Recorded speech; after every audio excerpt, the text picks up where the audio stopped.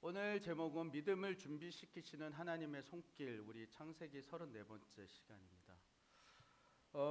오늘 우리가 읽은 성경의 내용을 여러분 접하면서 아마 그런 마음이 드신 분들이 있을 거예요. 뭐냐면 아브라함 참 어쩜 저래, 어쩜 저래, 처음에 애굽에서도 그러더니 또 저러네 저.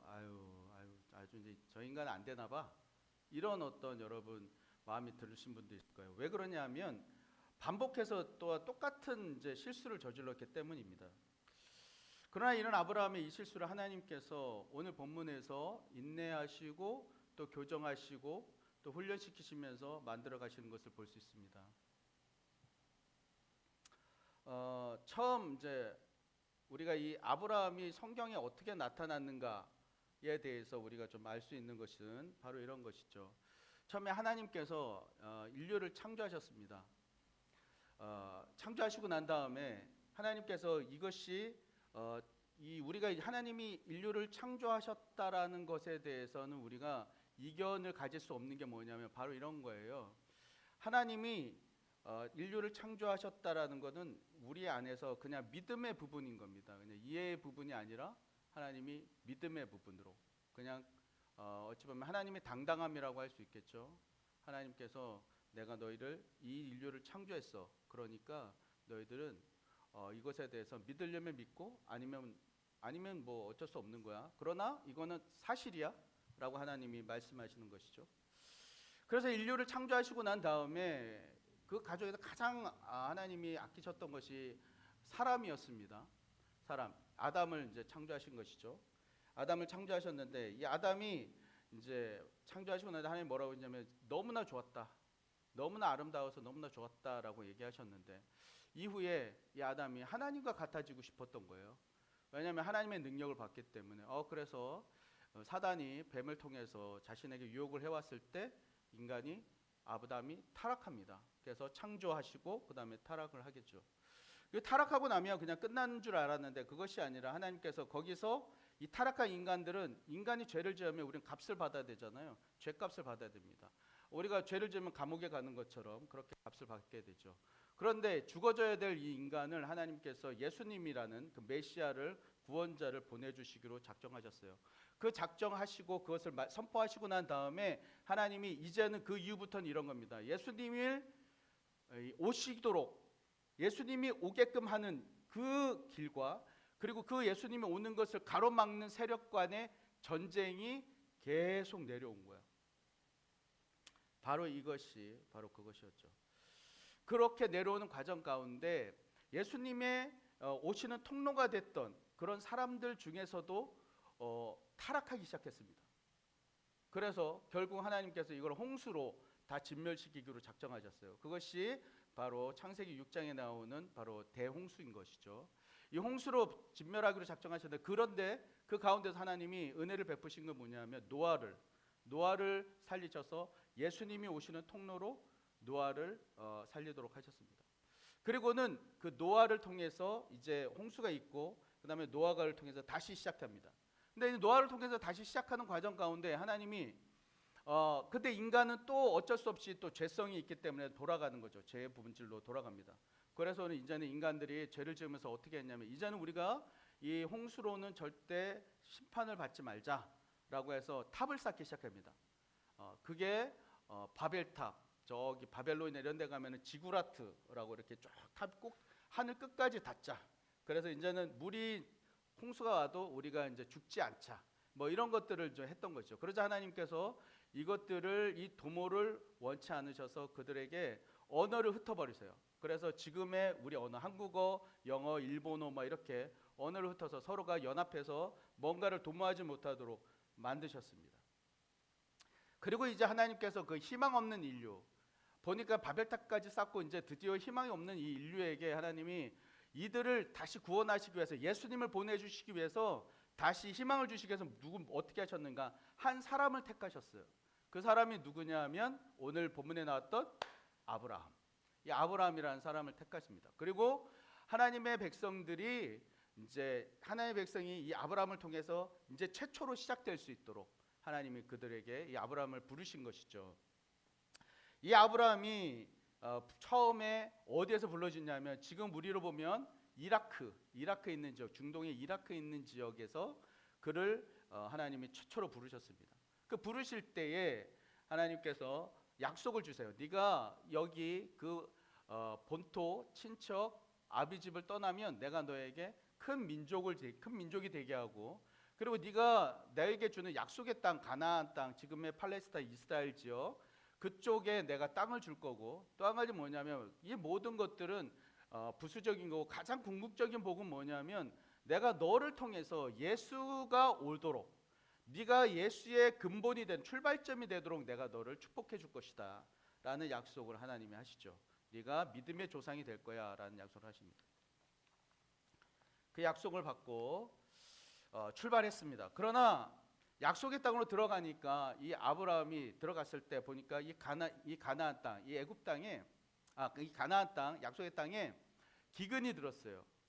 기근이 들어서 도저히 이러다가는 자기 식구들 다 죽게 생겼으니까 저 멀리 보이는 비옥한 땅, 또 사람들이 막 움직여가는 곳이 또 풍부한 물이 있는 곳, 그곳이 어디였냐면 이집트, 지금으로 애굽, 이집트로 우리가 내려갔습니다. 이 아브라함이 약속이고 뭐고 내가 이러다가 내가 굶어 죽게 생겼다. 그리고 남들 다 가는데 나도 뭐 옮겨 가야지 하고는 대세를 따라 내려갑니다. 떠났어요. 그런데 여러분 당시에는 그 광야를 가다가 어떤 사람들이 보니까 남편 있고 아내가 있는데 아내가 예뻐. 그러면 이 아내가 예쁘면 이 아내를 죽여서 아내를 죽여 남편을 죽여서 그 아내를 빼앗는 거예요. 그렇기 때문에 게다가 이 아브라함은 외국에서 온 사람이잖아요. 저기 바벨론에서 한 수천 킬로 떨어진 곳에서 온 사람이잖아요. 그러니까 어쩔 수 없이 이 아브라함이 뭐라고 얘기하냐면 이렇죠. 내가 당신이 내 여동생이라고 해줬으면 좋겠어. 왜냐하면 그래야 내가 목숨을 살릴 수 있어. 왜 이렇게 했을까요? 지금으로 보면 이런 거예요. 우리가 교회에 온 지 얼마 안 된 거야, 아브라함이. 교회에 온 지 얼마 안 된 거라고. 그렇기 때문에 아직 하나님이 누군지도 잘 모르고 정말 나에게 말한 분이 하나님 맞나? 약간 헷갈리는 상황인 거죠. 그런 상황에서 자기 목숨이 중요하니까 자기 목숨을 살리기 위해서 아내에게 나 당신 그냥 여동생이라고 합시다. 왜냐면 친인척지간이었거든요. 그래서 그렇게 얘기합니다. 그렇게 얘기하니까 실제로 이 애굽 땅의 왕 파라오, 이 바로가 진짜로 이게 사라가 너무나 예뻤기 때문에 이 아름다운 이 사라를 궁으로 첩으로 받아들입니다. 데려옵니다. 그러나 하나님께서 이 바로를 막으시고 그리고 다시 그 사라를 아브라함에게 돌려주시고 그리고 막대한 재산도 함께 다시 막대한 재산도 주십니다. 여러분 아브라함이 이때 하나님을 깊게 경험해요. 하나님은 능력이 많으신구나. 그래서 날 지켜주시는 분이구나. 이렇게 말씀합니다. 그래서 오늘 본문의 사건이 벌어지기 약 한 25년 동안 지금 아브라함이 처음에 갈대 우르에서 출발했던 데가 75세에 출발했는데 지금이 거의 99세? 뭐 이쯤 된 거거든요. 그러니까 약간 25년 정도 된 거예요. 이 25년 동안 이 사람이 먼 타지의 객으로 살면서 하나님을 의지하고 살아가고 있었습니다. 우리가 지난 시간에 전에 우리가 말씀드렸던 것처럼 이 기간 동안에 이 아브라함이 어떤 일을 경험했냐면 조카 롯이 잡혀가니까 그를 구하기 위해서 집에서 길리온 318명의 사람들 데려가서 거대 제국이었던 바벨론 나라들과의 싸움에서 이기기도 했고 그 기적 같은 일이죠. 그리고 하나님의 약속을 이 사람이 자기가 이뤄보겠다라고 종을 갖다가 양자로 삼기도 했고 또 혹은 이스마엘이라고 시바지를 통해서 이스마엘을 낳기도 했습니다. 그런데 이렇게 하니까 하나님이 약속에서 벗어나니까 하나님이 13년 동안 침묵하셨어요. 내가 너 약속에서 왜 이렇게 벗어나는 거지? 말씀하지 않으셨습니다.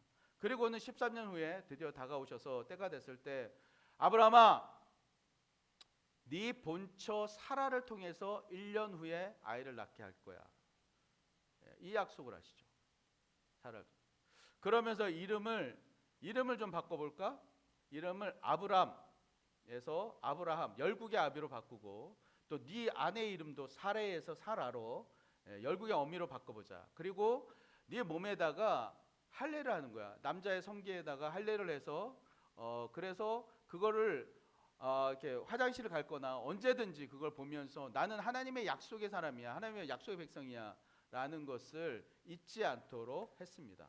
자, 이렇게 했던 이유는 뭐냐면 하나님이 약속을 좀 잊어버리지 말고 끝까지 마음에 좀 갖고 있어라 라는 것이죠. 여러분, 이렇게 하자 아브라함은 믿음이 생겼습니다. 그래서 이름도 바꾸고 온 가족들을 다 할례를 시켜요. 그리고 소돔 고모라가 멸망하는 것을 원치 않으시는 하나님의 이 마음을 또 알아서 이 사람이 중보기도자로, 내가 중보기도자로 좀 하나님 앞에 좀 기도하면서 내가 서야겠다. 그러니까 중보자적인 어떤 사명을 또 찾았습니다. 그런데 문제는 사라예요, 사라. 자신이 90세고 남편이 100세예요. 그러니까 이 90세 100세인 이 어르신 노인이 아이를 낳는다는 말에 비웃었습니다. 그러니까 여전히 믿음이 없는 것이죠. 인간적 한계에 그대로 머물러 있는 것입니다. 그래서 하나님께서 오늘 사건을 통해서 아브라함의 고질병을 고치시고 또한 사라가 열국의 어미가 될 수 있도록 하나님이 준비시키시는 거예요. 자, 오늘 본문에서 아브라함이 온 가족을 이끌고 그랄이라는 곳으로 떠났습니다. 어디로 떠났다고요? 자, 큰 목소리로 어디로 떠났다고요? 그랄. 다시 해봅시다. 어디로? 그랄이라는 곳이 중요해. 그랄이라는 곳이요. 자, 그랄은 이 하나님이 주신 약속의 땅 있잖아요. 이 지금의 이스라엘 땅의 맨 끝에 있는 거예요. 끝자락입니다. 그러니까 지난번에 약속의 땅을 떠나서 애굽에 갔을 때는 아브라함이 낭패를 봅니다. 왜냐하면 약속의 땅, 하나님이 주신 약속의 땅을 이 사람이 떠났거든. 벗어나 버린 거예요. 그랬기 때문에 이 사람이 그런 어려움을 당했나 보다라는 생각이 들어서 이번에는 약속의 땅은 떠나지 않는 맨 끝자락에 이 사람이 도착합니다. 그곳이 블레셋의 수도인 그랄이라는 곳이에요. 학자들이 이 사람이 왜 이렇게 떠났는가에 대해서 연구를 해봤는데 아마 이렇지 않을까라고 생각을 합니다. 뭐냐면 목축을 하잖아요. 아브라함이 목축을 하는데 헤브론 산지에 있던 이 아브라함이 목축이 거기가 가뭄이 들고 기근이 드니까 그러니까는 그 평지, 저 밑에 있는 평지에 수풀이 많은 바로 그 그랄이라는 곳으로 내려가지 않았겠느냐. 또 한 가지 뭐냐면 소돔과 고모라가 여러분 이제 심판받아서 사라졌잖아요. 없어졌잖아요. 지난주에. 그러니까 없어졌는데 이것들이 무역 도시란 말이에요. 큰 도시. 그래서 물건을 사고 팔 장소로 이 애굽과 이 통로가 되는 이 그랄이라는 곳으로 내려가지 않았겠느냐 이렇게 봅니다. 여하튼 그가 내려갈 때 과거와 마찬가지로 자기 아내의 살해를 자기 누이라고 했어요. 이제는 아내에게 양해도 구하지 않습니다. 뭐 누이라고 해도 뭐 이렇게 얘기하지도 않아요. 그냥 누이라고 합니다. 게다가 이렇게 이것이 한두 번이 아니라는 것을 우리가 알 수 있는 것이 13절에 우리 앞에 보고 같이 한번 읽어볼까요? 좀 더운가요? 저 뒤에? 괜찮아요? 자, 같이 읽겠습니다. 시작. 하나님이 나를 내 아버지의 집을 떠나 두루 다니게 하실 때에 내가 아내에게 말하기를 이후로 우리의 가는 곳마다 그대는 나를 그대의 오라비라 하라. 이게 뭐냐면 그러니까 자신의 목숨을 위해서 언제나 아내를 여동생이라고 하는 것을 이제 당연하게 이 사람이 생각했다는 거예요. 이걸 언제부터 했냐면 처음 고향인 갈대아 우르를 떠나면서부터 늘상 이렇게 해온 거예요. 여러분, 이 정도면 실수가 쌓여서 습관이 돼버린 겁니다. 한두 번을 우리가 실수라고 하는데 완전히 굳어져 버린 거죠. 바로 앞에 하나님께서 아브라함을 찾아오셔서 내년 이맘때에 너 내년 이맘때 1년 있다가 너 사라를 통해서 분명히 너의 아들을 낳게 할 거야. 하나님이 이 약속을 해주셨단 말이에요. 그런데 지금 아비멜렉 그 블레셋의 그랄에서 블레셋의 왕인 그 이제 아비멜렉의 첩으로 사라가 가버리면 1년 후에 이삭은 어떻게 나요? 그 이삭은 누구 아들이 되는 거예요? 지금? 이 약속이 완전히 무너지는 겁니다. 아브라함이 오래된 이 습관 때문에 아내를 여동생이라고 했던 바로 이 습관 때문에 하나님의 약속이 지금 없어지게 생긴 거예요. 여러분 우리가 하나님을 믿고 교회를 다녀요. 근데 이렇게 교회를 다니지만 우리에게 있는 오랜 어떤 습관 때문에 끊으려고 해도 끊어지지 않는 것들이 있습니다. 아브라함처럼 처음 정말 성령 충만해. 하나님으로 은혜가 충만해서 하나님 한 분이면 죽겠다고 하면서 이렇게 고백합니다. 내가 하나님이면 충분합니다. 내가 정말 신실하게 살아야겠습니다. 그렇게 했어요. 그런데 집에 돌아가서 홀로 있을 때 보니까 어느덧 나의 오래된 습관들이 스멀스멀 올라옵니다.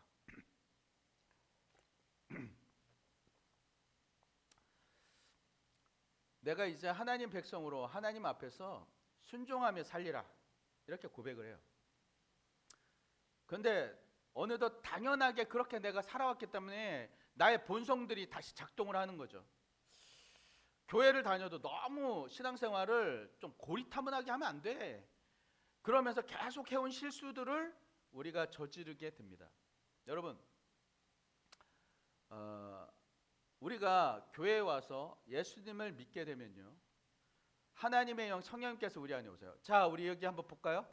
이게 너무 중요한 얘기라서 좀 집중해서 봐주세요. 교회를 나오면 하나님의 영 성령님이 우리 마음에 오는 거예요. 그리고 그 하나님께서 내가 그동안에는 실수라고 생각하고 내가 다들 그렇게 사는 거라고 생각했던 것들에 대해서 하나님이 좋지 않은 거라고 하나님이 나한테 사인을 계속 주는 거예요. 이걸 우리는 마음에 가책을 준다라고 얘기하죠. 그럼 그 마음에 주시는 가책 때문에 그분 앞에 순종하면서 내가 계속 그것을 하지 않으려고 하는 것들이 점점 생기기 시작해요. 하나님을 만나가기 시작하면. 그래서 거룩한 삶으로 나아갑니다. 이것이 우리가 평생 죽을 때까지 성령이 우리 가운데에서 오셔서 하는 일이란 말이에요. 생명의 길로 이 성령님이 우리를 교회를 다니게 되면 이것이 이끌어져 가는 거예요. 그런데 이런 성령님이 나에게 가책을 주심에도 불구하고 그렇게 하면 안 돼 라고 말씀하심에도 불구하고 나에게 정당성을 주는 거예요. 다들 이 정도는 하지 뭐 신앙생활 그렇게 빡빡하게 할 필요 있어? 이렇게 하면 내 마음의 가책을 극복해 버리는 거지. 계속 이렇게 극복하는 거예요. 그것이 점점 쌓이면 어떻게 되냐면 마음에 하나님이 느껴지지 않게 돼요. 무뎌지는 거예요. 딱딱해져. 그러면 내 안에 성령님이 작동하지 않아요. 성령님이 작동하지 않는다고.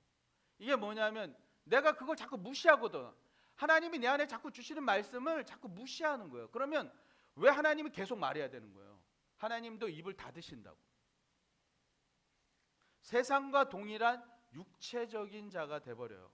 이런 오랜 습관, 실수에 대해서 우리는 여러분 마음에 주로 떠오르는 것이 뭐냐면 이런 거죠. 음란한 거, 아니면은 막 엄청나게 막 포금하는 거, 아니면 폭력적인 거, 마음, 미움, 시기, 질투, 거짓, 이런 것들이죠. 그런데 오늘 하나님께서 아브라함 부부를 통해서 다루기를 원하는 바로 그 문제는 뭐냐면 이런 게 아니라 가장 근본적인 문제예요. 이 문제는 뭐냐면 아브라함 안에 있는 두려움, 그리고 사라의 불신이에요.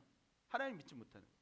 그래서 아브라함과 사라의 불신과 두려움을 제거하심으로 이들을 믿음의 조상으로 준비시키기를 원하셨단 말이에요. 믿음의 조상으로.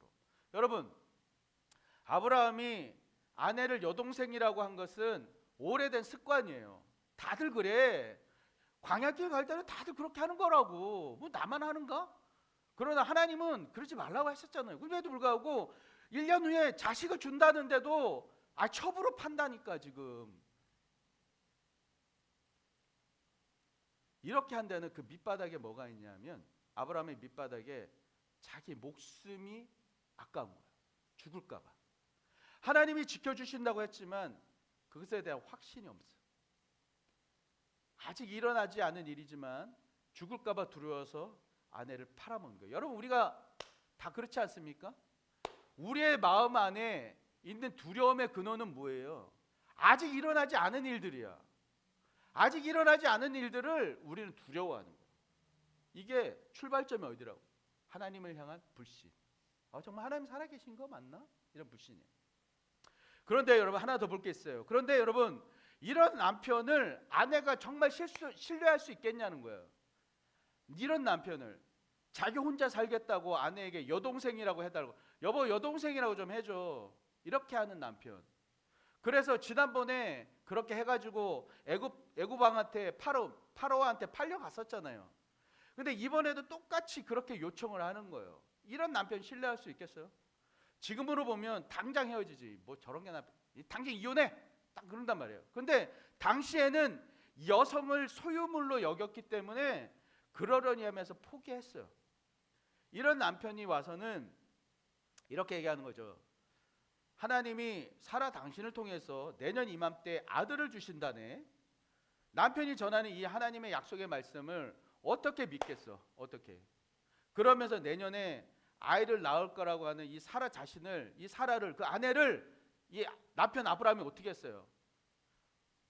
팔았잖아요. 첩으로 보냈잖아요. 아니 그럼 말이나 하지 말지. 어찌 보면 이것이 저 같은 이 목회자의 비예요. 뭐냐면 매주일 저는 여기서 설교를 하잖아요. 여러분에게 설교를 하죠. 설교를 하는데 가장 가까이에서 저를 지켜보는 이 가족들이 이 설교를 지금 여기서 뭐 이렇게 시퍼렇게 이쪽에 몰려 있네. 쳐다보고 있단 말이에요. 제 설교를, 제가 하는 설교를 쳐다봐요. 그러니까 제가 제대로 살지 못하면, 제 평상시에 제가 삶을 살지 못하면 설교만 그리고 번들하게 한다. 그러면은 무슨 얘기를 하겠어요? 속으로, 뭐 겉으로는 안 하겠지. 속으로는 이렇게 아유 당신이나 잘 살아, 당신이나 똑바로 살아, 아빠나 잘해, 아빠나, 이런 얘기를 할 거 아니에요, 그죠? 저도 떳떳하지 못한 거죠. 설교를 하면서 떳떳하지 못하고 듣는 가족들도 그 가시게 힘들어하는 겁니다. 그러니까 이 목회자들이 자신들의 삶을 말하는 이 설교를 삶으로 살아내야 되기 때문에, 이 영적 권위 때문에 이게 힘이 드는 거란 말이에요. 여러분 아브라함 때는요, 아브라함의 가정이 하나의 교회예요. 지금의 교회, 구약의 교회라고. 따라서 아브라함이 목사님인 거예요. 그런 아브라함 목사님이 지금 아내에게 이런 말을 듣는 거예요. 뭔 소리요? 아내 팔아먹은 주제에 너나 잘해, 너나. 이 얘기를 지금 듣고 있는 거란 말이에요. 이런데 어떻게 아브라함의 말씀에 영적 권위가 있겠어요? 내년에 아들 준다고? 아이고 웃기네. 그러면서 팔아먹냐? 이 얘기란 말이에요 지금. 이런 아브라함과 사라 부부의 두려움과 그리고 하나님과 남편에 대한 그 불신에 대해서 하나님께서 이제 끊어주시기로 작정하셨어요. 왜 그렇죠? 왜 끊어줘야 되냐면 이 부부를 통해서 모든 인류의 구원자가 되실 예수가 와야 되거든. 이들의 믿음의 구원, 믿음의 조상이 돼야 된단 말이에요. 그렇기 때문에 이들을 교정시켜야 될 반드시 필요한 것입니다.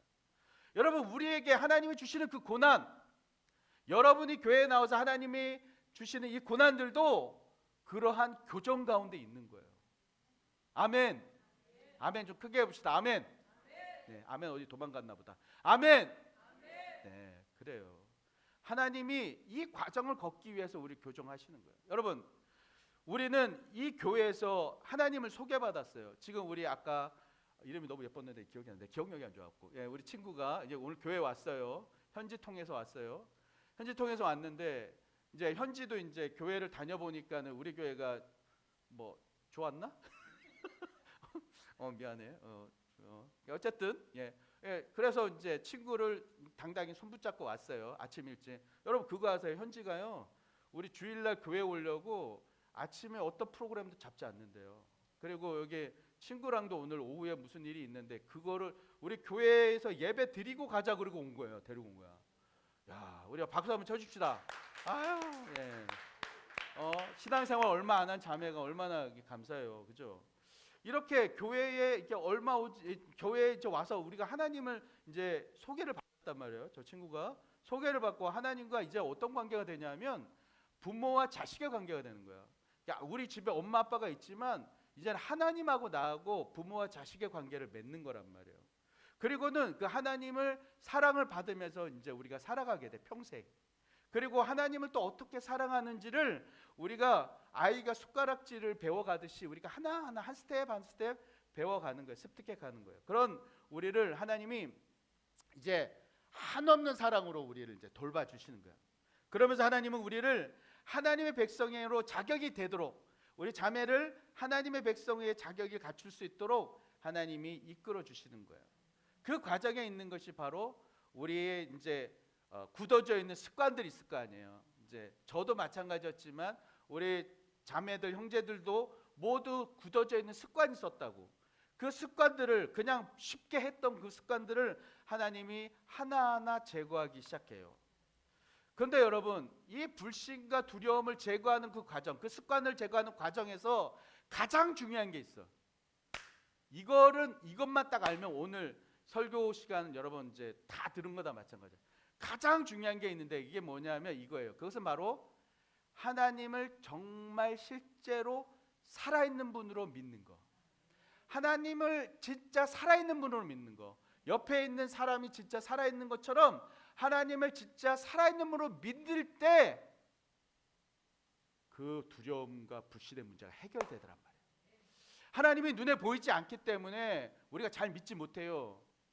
그런데 이 보이지 않는 하나님이 사라라는 할머니, 90세 된 할머니에게 애를 낳게 한다는 거야. 그것도 경수가 끊어져 있는, 이게 원래 이제 매달 하는 그거를 해야만 애를 낳을 수가 있는데 그거를 안 하는 할머니한테 애를 낳는다는겨. 목사님 정말 웬간하셔야지. 아유, 이게 말이 됩니까? 여러분 이런 마음이 들죠.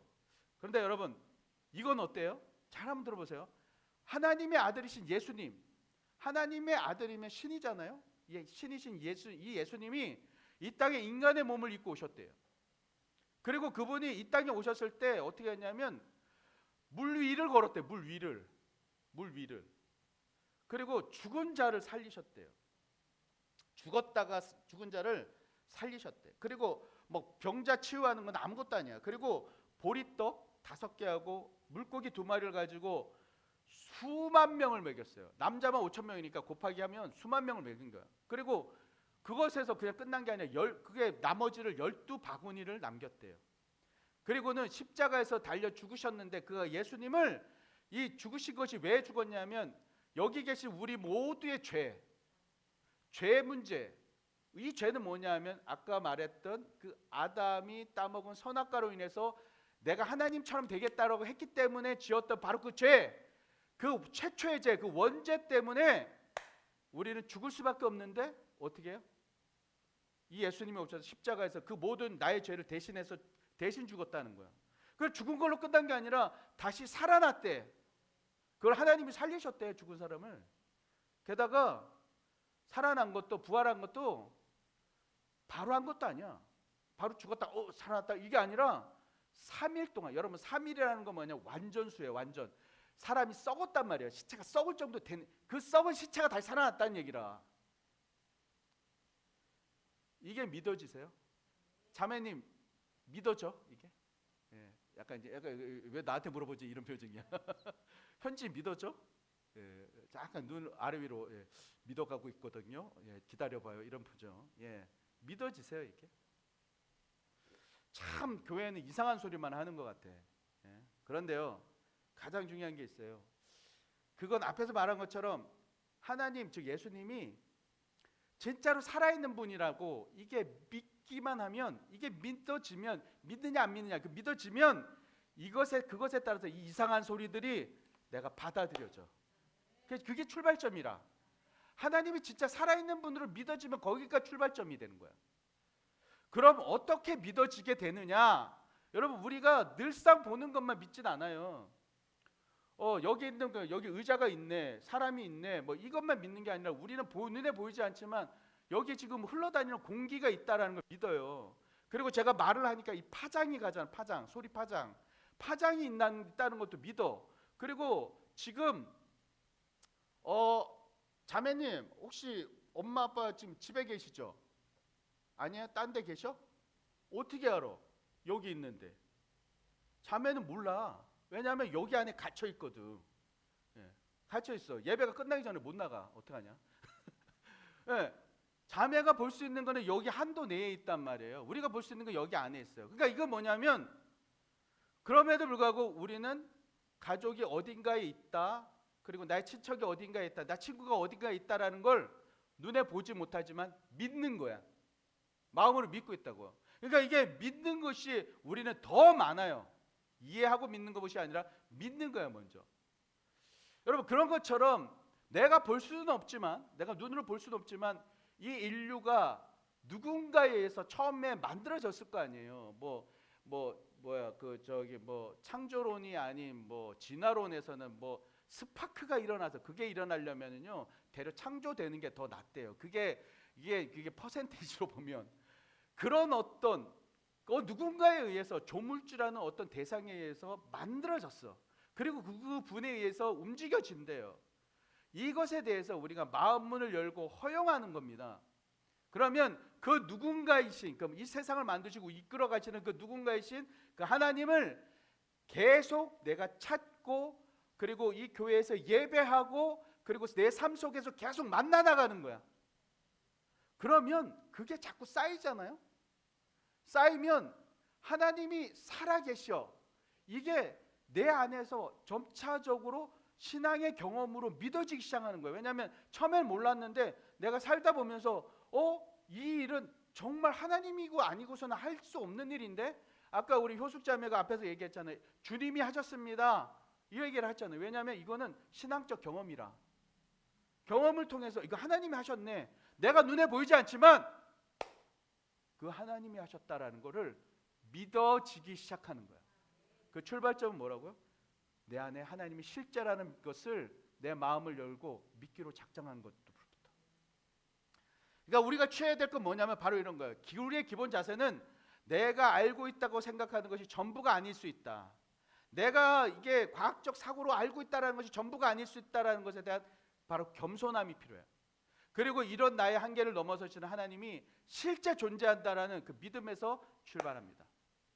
이 믿음이 생기면 다시 말씀드립니다.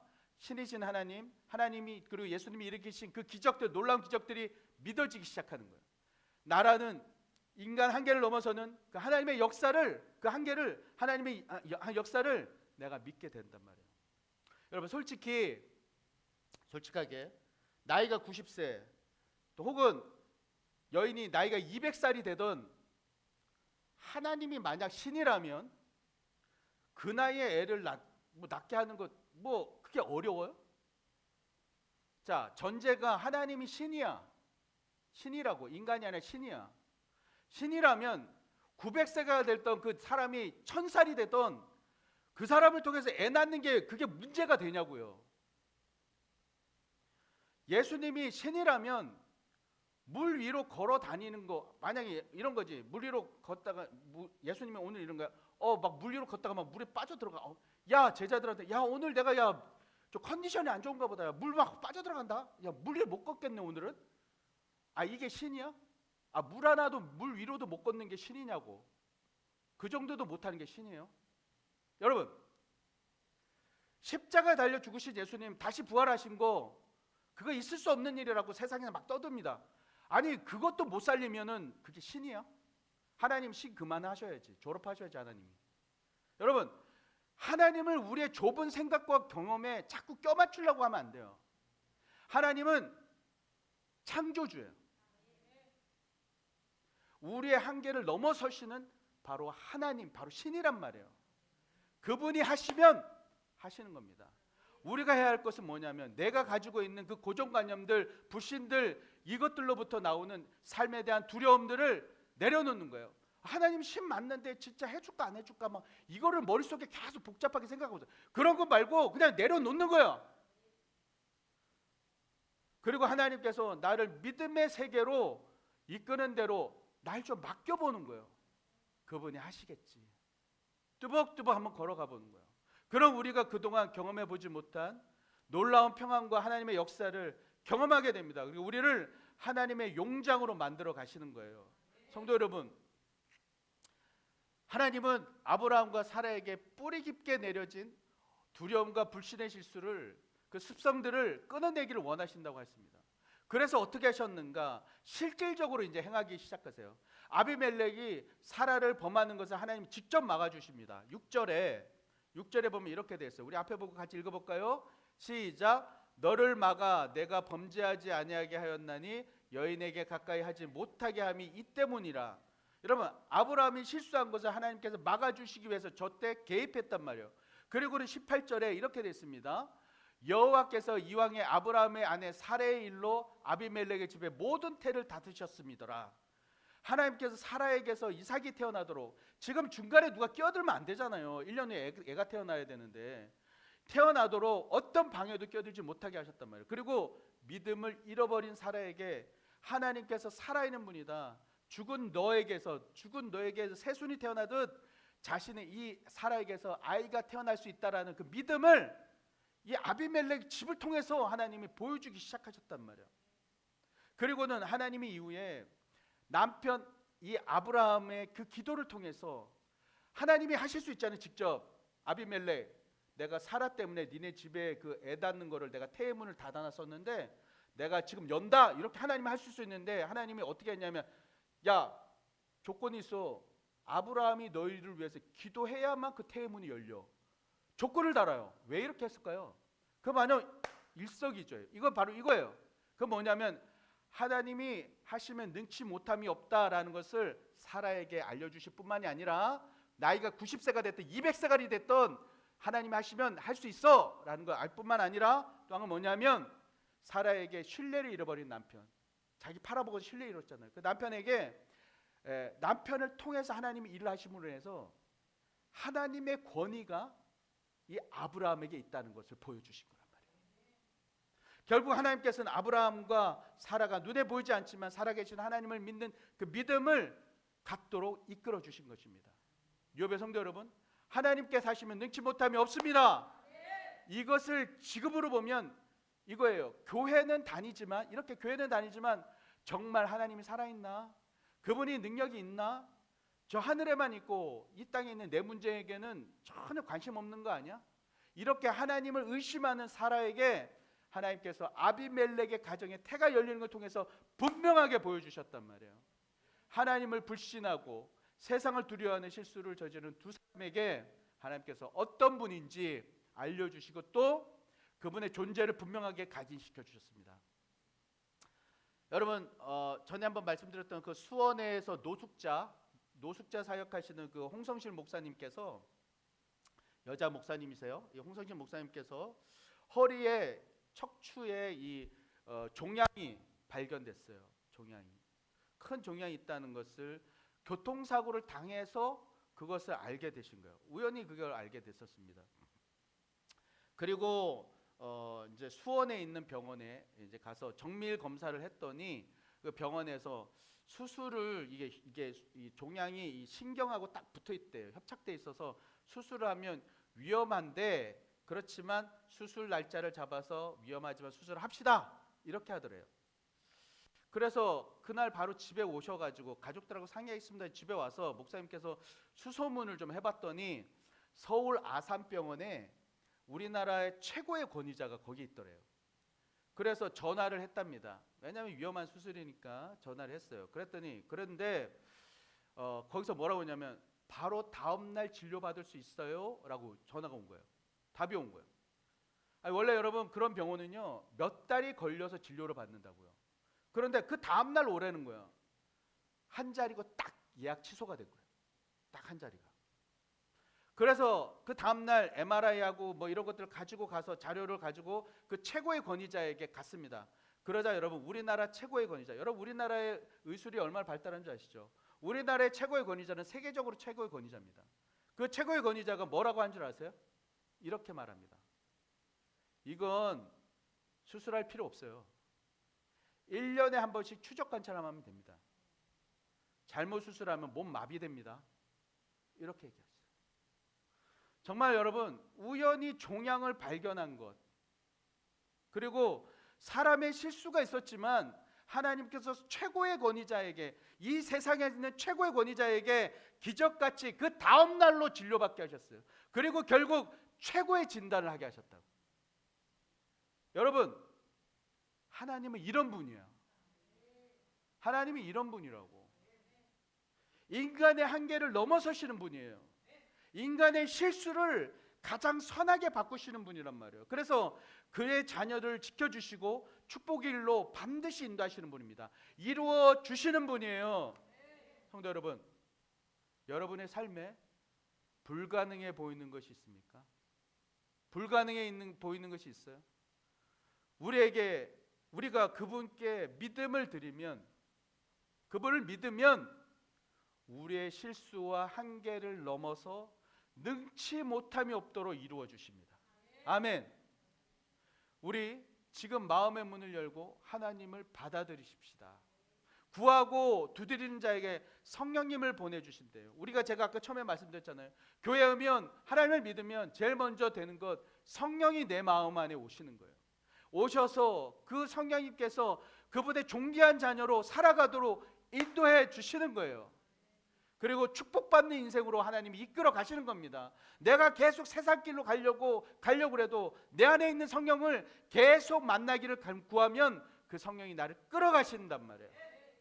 그리고 반드시 부족한 나의 삶이고 연약한 나의 삶이고 자꾸 넘어지고 자꾸 실수하고 매번 똑같은 잘못을 저지르는 나이지만 한이 없는 은혜와 사랑으로 하나님이 나를 인도해 주신다. 여러분, 그분 신뢰합시다. 그분만 따라갑시다. 주님이 저와 여러분을 완전하도록 이끌어 주실 겁니다. 그 하나님께서 주시는 놀라운 미래를 빛나게 밝히며 나아가시는 여러분 되시기를 축원합니다. 아멘.